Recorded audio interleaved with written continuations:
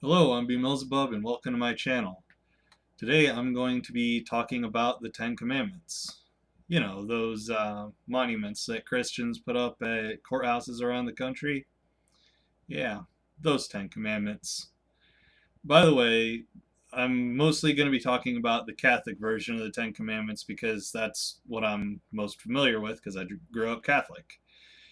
But at the end of the video, I will go over the differences between the Catholic and Protestant versions of the Ten Commandments. But let's get on with it. The first commandment says, I am the Lord thy God. Thou shalt have no other gods before me. Put another way, I'm a jealous, insecure baby and I don't want you to be friends with anyone else. Instead of being possessive and controlling, why not prove that you're the best God or that you even exist at all? The second commandment says, Thou shalt not take the name of the Lord thy God in vain. I'm sorry, everyone, but in my defense, Lord is in all caps. But back to the commandment. God's a weirdo and doesn't want you to say his name in a way he doesn't like. The third commandment says, Remember to keep holy the Sabbath day. So because God did work for 6 days and took a nappy nap on the seventh, actually he didn't, because the biblical creation story isn't true. You should do the same thing. So get to church. It's Sunday and Jesus needs money.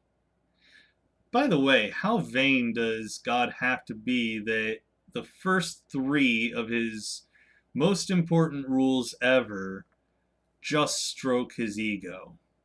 Just wondering if anyone else caught on to that. The fourth commandment says, Honor thy father and thy mother. I can get behind this one, for the most part. I mean, I love my mom and my dad, but what if your parents are neglectful and abusive? There's no way I'd honor or love my parents if they were abusive to me. The fifth commandment says, Thou shalt not kill. Once again, I can get behind this one. Problem is, put into context of the scripture, it actually means thou shalt not kill within your own tribe. I gotta say, I prefer the modern interpretation, and apparently most Christians do as well, which I see as an improvement. But many Christians fall short of this, and in the worst ways possible. I mean, typically you'll find that it's Christians that most fervently support going to war or support using the death penalty. Oops. The sixth commandment says, Thou shalt not commit adultery. But what about open relationships or marriage? Who is the God of Abraham to tell a couple that's romantically involved how to run their relationship? I can understand this commandment if we're talking about closed relationships, monogamous relationships, because that would cause someone pain. But let's try to see at least a little nuance in the world. The seventh commandment says, Thou shalt not steal. Once again, I can get behind this one, but just to play devil's advocate really quick, what about the philosophical dilemma of stealing bread so you don't starve to death? I don't have an answer. It's just curiosity, because there is nuance in the world. The eighth commandment says, Thou shalt not bear false witness against your neighbor. I gotta say, I'm totally behind this one. There's no justifiable reason that comes to mind that makes lying to screw over your neighbor acceptable. If you guys can think of something, please tell me in the comments section below. Although thinking about it, the commandment does specify your neighbor rather than anyone at all. So it would seem the God of Abraham got it wrong again. The ninth commandment says, "Thou shalt not covet thy neighbor's wife."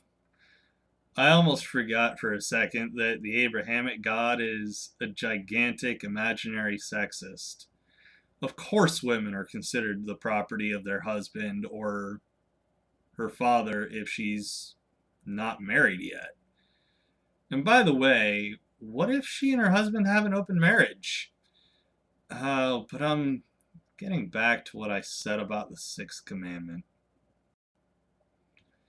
And finally, the 10th commandment says, "Thou shalt not covet thy neighbor's goods." But what if my neighbor just got a really cool new thing?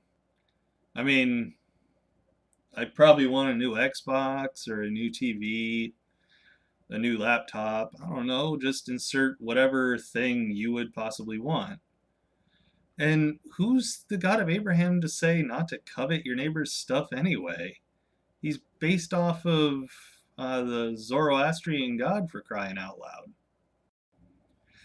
So I promised earlier to go over the differences between the Catholic and Protestant Ten Commandments.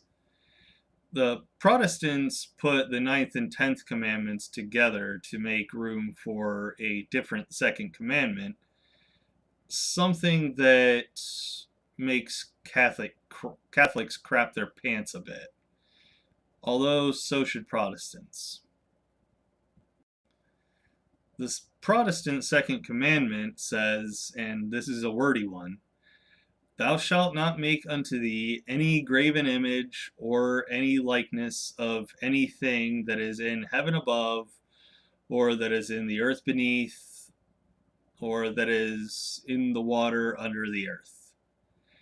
If you want the Cliff Notes version, it's "don't do art." Maybe I'm being too broad. Maybe it's just about religious iconography. It really amuses me to know that in churches across the world there are crosses, crucifixes, stained glass windows, stations of the cross, and whatever other religious iconography you can think of. Catholics may not see it as one of the Ten Commandments, but it is in the Bible and their God did command it. Don't worry, Protestants. I'm not done with you yet either. Both Catholics and Protestants break this commandment.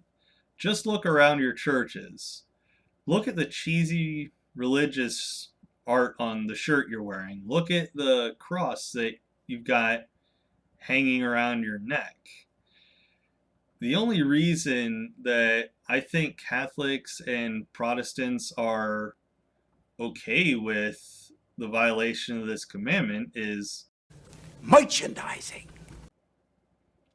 I wasn't able to find a dollar amount anywhere, but considering the amount of religious clothing, jewelry, crosses, crucifixes, statues that you can buy from religious stores, and the fact that there are religious stores that are dedicated to selling all this stuff, there must be some big money in it.